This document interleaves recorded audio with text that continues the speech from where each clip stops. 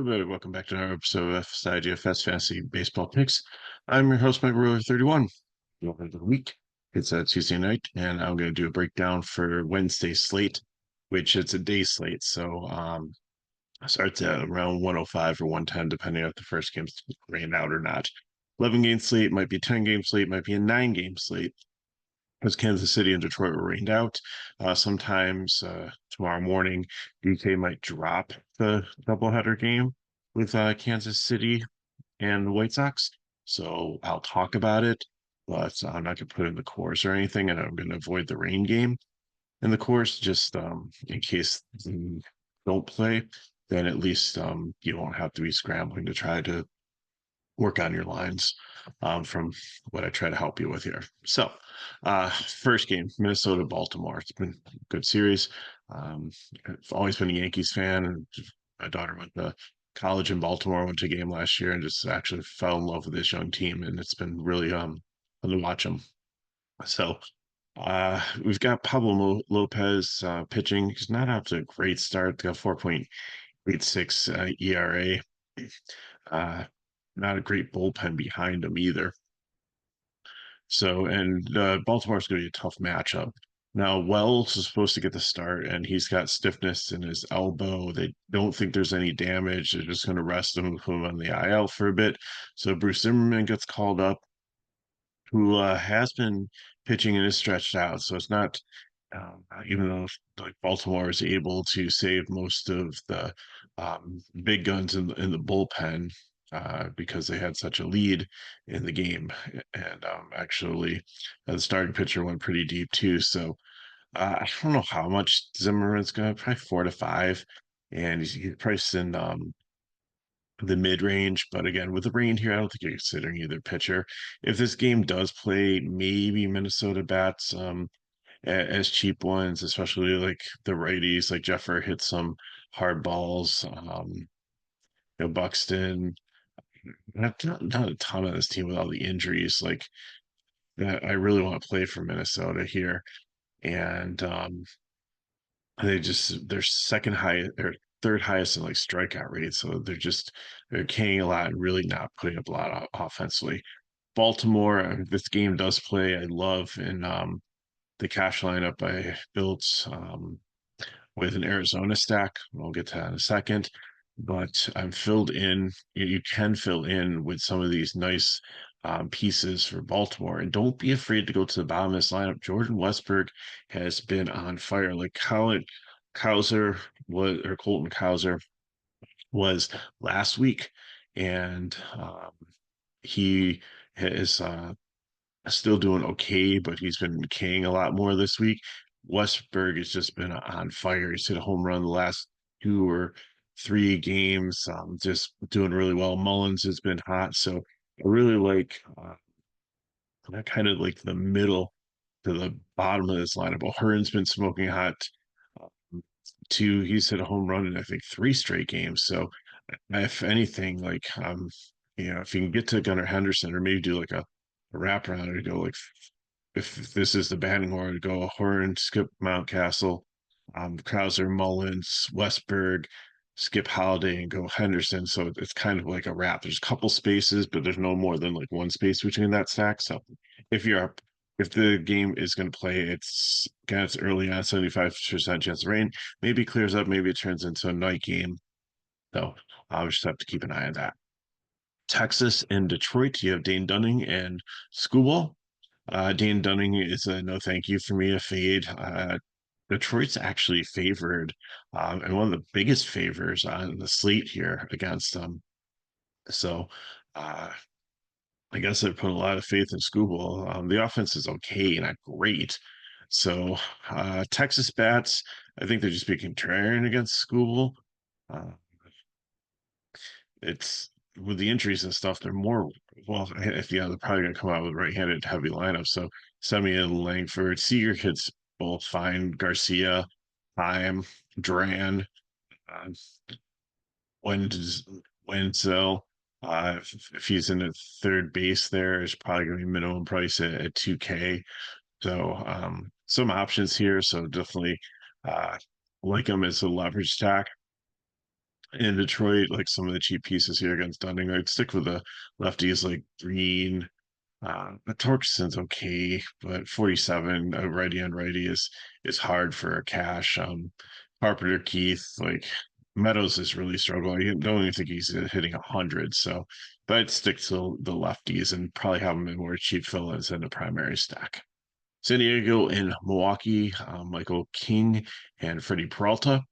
Both pitchers are decent here. Both of them are 2-0, but both of them, uh, Peralta's ERA is not bad. It's 2.55. Kings is a little bit higher than I thought, 4.19. Like he's the key piece in the Soto trade, and I think he allowed. I really didn't like him leaving the Yankees, but I think that he's going to have a good opportunity in San Diego. Of course, they're on the road, so it's like a downgrade for Park.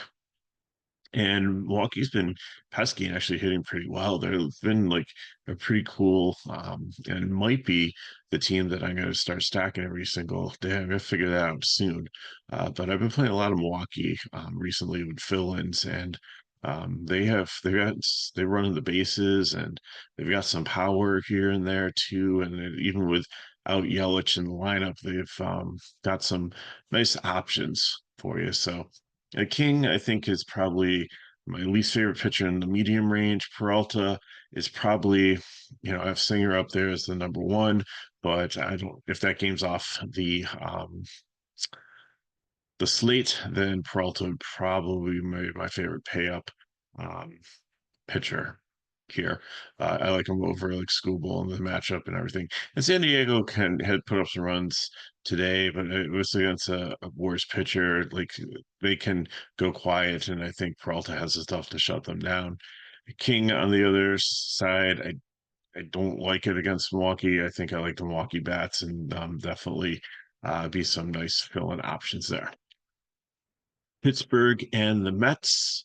Uh, 8.5 total here. Barely Falter and Luis Severino. Falter's not a horrible pitcher this season, and it's definitely a decent park to pitch in. Wind's blowing across the field, so it's not blowing out 58 degrees, so it's like cooler. It's not like 70s for like hitting weather. So I think both pitchers are in play here. Probably have no interest in Falter. Severino, he's starting to bounce back this season. He's looking much better than he was last couple seasons with the Yankees, where he was just giving up like turned into almost a gas can where you just want to stack against them. So I think both teams bat wise make interesting GVPs, especially with the lefty on the mound, Alonso Alvarez. I like Lindor. So maybe those three there is a mini stack for the Mets and uh, Pittsburgh, like Drew Sawitsky, Reynolds, like probably another me. Talis has been hitting as good as he has in the past against righties. So again, I think it's like little mini stacks here if you want to play them. Falter, no interest. Severino, I think you can make a case for in the medium range, but there's a lot of good options in that medium range. I don't know if I can land on him. Atlanta to Houston, this game I thought was going to have a ton of offense over the last couple of days, and it turned into like pitching duel with two like pretty sad pitchers. I just want to double check to make sure. Looks like the game might even be over by this point. Yeah, the Braves did actually come alive in the ninth inning. So Sia hit his first home run of the season. So 6-2, but still I thought it'd be a much higher scoring game. There's a 9-run total tomorrow. And again, you've got two bad pitchers. Max Fried has an 8 ERA, and so does JP France. So great game to target if you can make the pricing work here. And they put Albies on the IL with a toe. So Harris is up at 4,700, batting second now. A lefty against a righty, so that's good. Acuna's starting to heat up a little bit. Olson's up to like 6K. Like the pricing's hard here, but like with Gilmore in there, not a great hitter, but second baseman, you could put him in the stack. There's a little bit of protection clinic at the bottom of the lineup. You can make it work. Um, Diarno just hasn't been like superb hitting as a catcher. I'd like him better against the lefty, but you could really go like if this is what the lineup's going to be, like it would Gilmore at like seventh, Clinic ninth, go Acuna, Harris, and then um Riley and Olsen are $100 a piece, so I just probably usually just take the one with the split, which would be Olsen there. So for $100 more, so that's how I'd stack them. Houston, you take the righties here, although Alvarez hits lefties just as well. So Altuve, Alvarez, Bregman, Diaz as a catcher at 43 is not bad. McCormick has some speed and power too at 39, hitting the middle of the order there. And then Abreu, I just until I see something, I really wouldn't touch him. And Pena and Myers if they work in your stack, but probably focus more on the right-handed bats and maybe Alvarez if I can get to him. And Tucker's only $200 away from here too, and Tucker's had a pretty good season, so it's just hard to get them in. But there's some of the mid-range pitchers, and if you take a chance on some of the value ones, I'm talking more GPP here than a cash build, but I think it could work out for you. Kansas City and the White Sox. Not going to go too much into this. Singer, if he pitches, is a great option. It's White Sox. Cannon, if he gets called up, is a decent talent. It's not like a top prospect that they have. He's okay. He has pitched in the minor leagues, and I think he definitely has some upside here at his price. But I would definitely like some of the other cheap options on the board over him. White Sox, I'm not even touching bat wise in Kansas City. I think definitely they've been hot offensively, so you can definitely um, use some of those bats, especially the lefties like Pescatino, Melendez.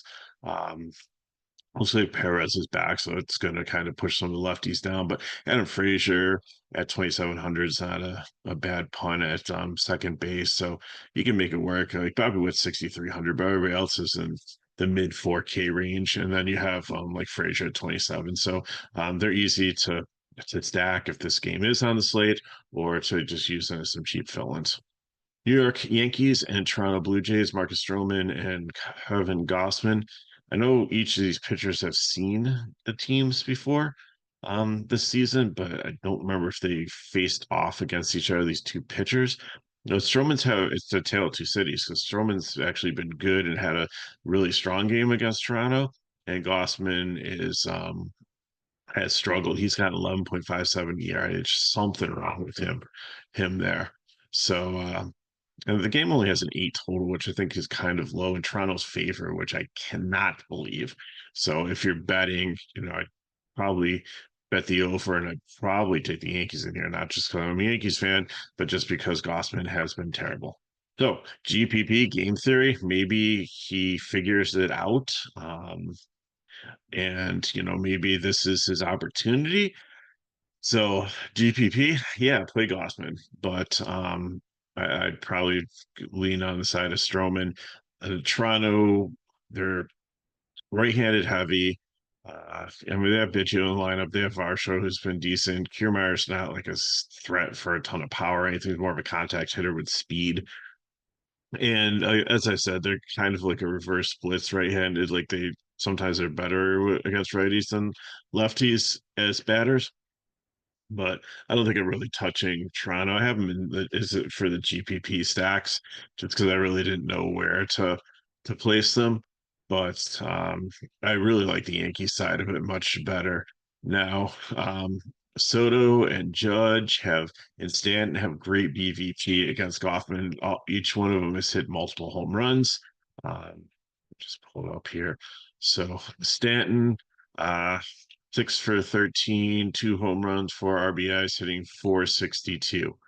Aaron Judge, 10 for 25, 4 home runs, 8 RBIs, 10 Ks, but he's hitting 400. Juan Soto, 4 for 10, 1 home run, 3 RBIs, only 2 strikeouts, hitting 400.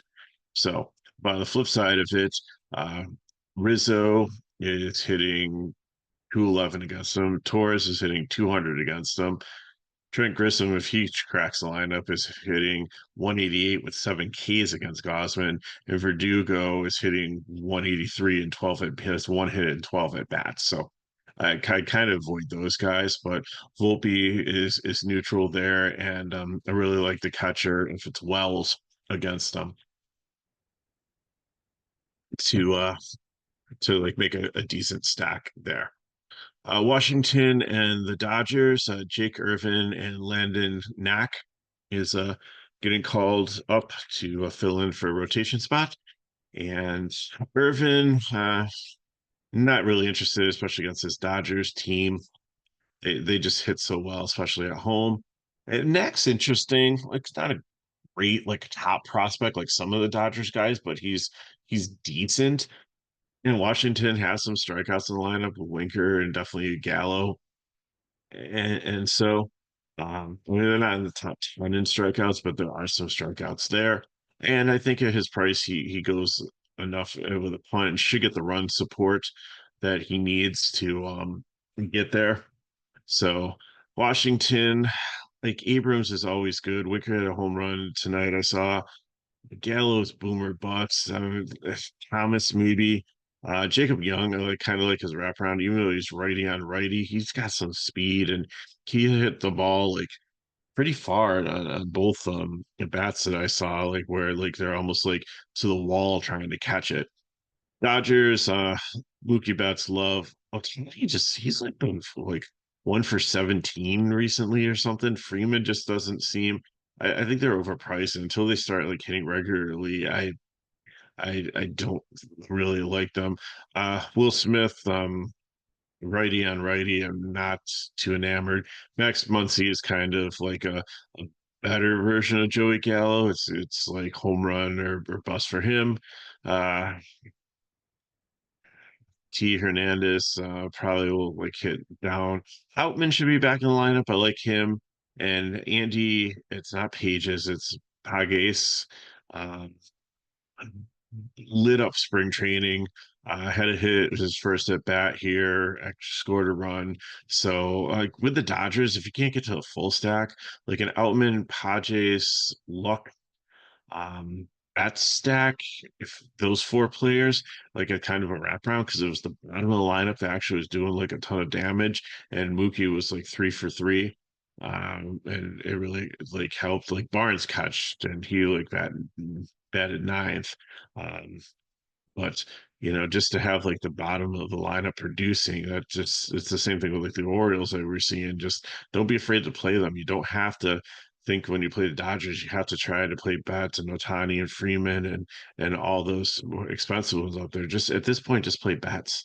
And then take some of these other cheaper pieces and it might work out much better for you. You'll have a more balanced lineup, be able to get up to some better pitchers and probably get just as much production as you do the nights Otani and Freeman go over, and you could probably have like the balance that your lineup would have, like not having them in there will definitely give you more floor than it would like just trying to pay up for them and just like trying to find what 2K guys are starting. You end up with like Maldonado and Nicky Lopez and a bunch of White Sox on your team that are probably going to get zeros also.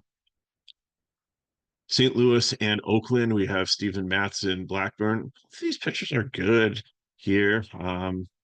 Blackburn's ERA has been low, and Matz at 1.8. Both offensives have struggled, so I think both pitchers are in play here in the mid range black, and actually Matz is a little bit cheaper. I kind of drew the line to mid range at like 75, I think. So what is Matz's price? I think he might be low. He might be in the 6K range, which is decent. Yeah, he's 67. So there's a good value for you against an Oakland team. Now, Esteury Ruiz is getting called back up. They sent him down. It was like kind of like a contract thing. And if they did, then they were able to, if they kept him down long enough, they were able to get another year or something like that, or some kind of incentives or stuff like that. It's a business game. So against the lefty here, he actually was like hitting the cover off the ball. Like he actually all of a sudden found some power when he was down in the minors. And you don't play him for the power anyways. That's just an added bonus, icing on the cake. You play him because he's got blazing speed and he can turn a single into a double into a triple. And he's had a couple of little league home runs where he just hit the ball to the corner of the cavernous stadium they play in. And by the time the outfield's got it, relayed it in, he's crossing home plate. So definitely in play. 45 is a little expensive for him, but Geloff has some power there too. Langoliers, Nevin. So Oakland's not a bad stack against the Mets here too. And I have them in the 150 max, but the more I look at it now, I may actually move them over more in the over like Washington there, but especially if KC and Minnesota get eliminated through rain or get taken off of the slate because of doubleheader, then Oakland's definitely viable here. Like again, I'm looking at the righties. I'm looking at probably the first one, two, three, four in there. Like I know Mesa is minimum price, and there's a reason for that. He's batting a 0.083. So yeah, we won't go dumpster diving on him at all. Nick Allen, 22 at shortstop, hitting a buck 67. Yeah. Yeah, so stay at the top. Fine. We'll just stick with that. St. Louis bats again, maybe some lefties, Donovan, Gorman, maybe Nootbaar, but Wynn's got some speed. Like Goldsmith, Arenado haven't been hitting. Contreras like 45 for a catcher. I really don't want to invest that much. Jordan Walker, I like the price, but it's righty on righty, so I'm probably not touching St. Louis too much. The Cubs in Arizona, Jordan Wicks also struggling to start the season. So is Brendan Vadaf or Paf or how Gfaadt. I never learned how to say that one, so I apologize. But he was one of the key pitchers in the playoffs last year, but he just hasn't really found it. Maybe they had so much film on him in the offseason that they kind of figured him out there and what his pitches is. Maybe he's tipping him. I don't know. Doesn't seem like there's anything broken or anything, just not getting off to a good start this season. I don't think really many of the Arizona pitchers are. So maybe the new pitching coach or come to Jesus meeting or something like that to figure it out. But definitely should be some offense in this game. It's got 9.5 runs. It's the highest one on the board. And it's in Arizona, so it's not like it's win aided or anything like it's not at Wrigley. So the Cubs, Bush is just absolutely on fire at first base at 4,400. Um, so some Bellinger. I'd probably stick to the like Hap, Bush, and Bellinger. Just stick to those three for Chicago. I don't know if I play like a full stack because some of these guys in the middle of the lineup are hitting like in the low 200s or barely below or just a little bit below 200. So not too enamored with a full stack with them. And losing Suzuki in the lineup too makes this lineup a little bit shorter. So Talkman gets a chance, and Talkman has had some power against righties, but he's so far down and disconnected from the rest of the lineup. Like if he was like leading off and it was like Talkman, like Bush, Bellinger, Hap, or something like that, then I'd consider four, but I'm thinking I'm only going three. Arizona, really like this lineup. Moreno got scratched today. He took a foul ball off his thumb, so had is it Tucker? I think Tucker was the guy from Cincinnati was the catcher, but he's a lefty, so I don't know if it'd be lefty on lefty, but if Barnhart's their only option, then yeah, maybe he is out there. So, but again, even if Moreno's out there, 4K for a catcher with a bad thumb that we haven't seen hit since an injury, I think probably off there.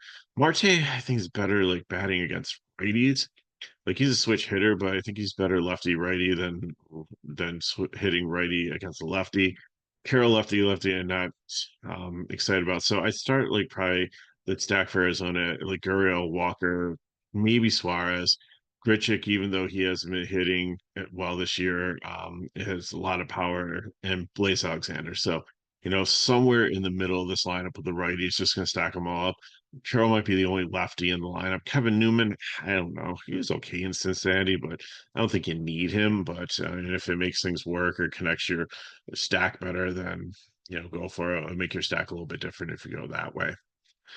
Cincinnati and Seattle, I think both these pitchers are strongly in play. I love both of them. Andrew Abbott's probably going to be my favorite. Just Seattle just has the second highest K rate at like 28%. They just have no power this year so far.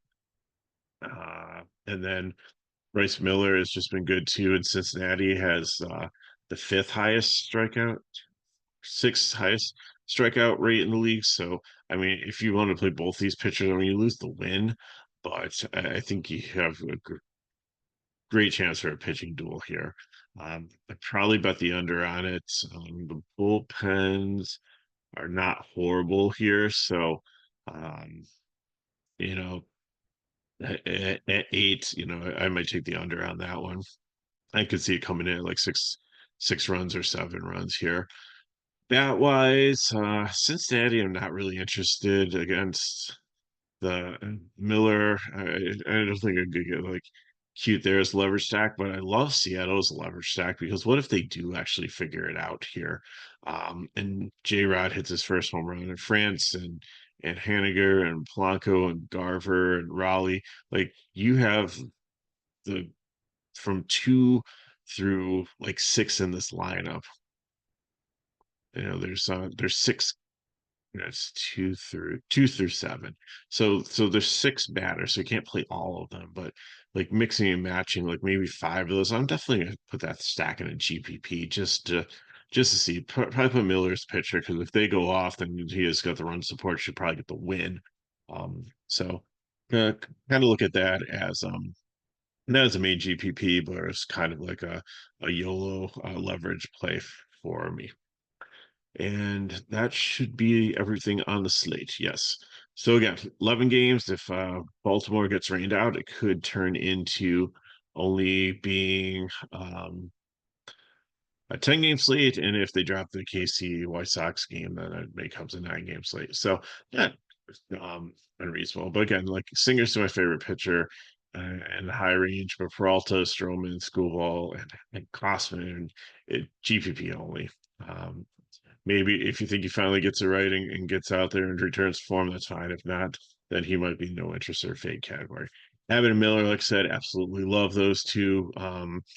Should even start those to just avoid the high range. Severino, I think, is in play also. Blackburn against the underwhelming St. Louis team. Kings had some minor struggles, but and Milwaukee's been hitting, but I think it's definitely in play in mid range. Zimmerman, if he's out there, Minnesota has the third highest K rate out there, and they're banged up. So I think he can get some Ks and definitely pay off his price. Dak for the Dodgers, I like the potential there against a weak Washington team. Matt's is a decent matchup also, and Cannon. We don't know what to expect there against KC or if it's even going to be on slate, but could be worth a dart if he's actually going to be on the slate and be able to play. Fading France, Irvin, Fadat, Wicks, and Dunning. And Severino ended up over there. He should be. Um,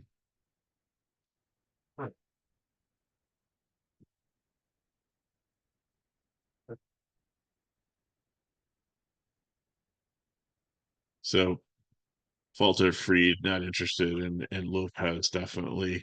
Um, with the weather, I don't know.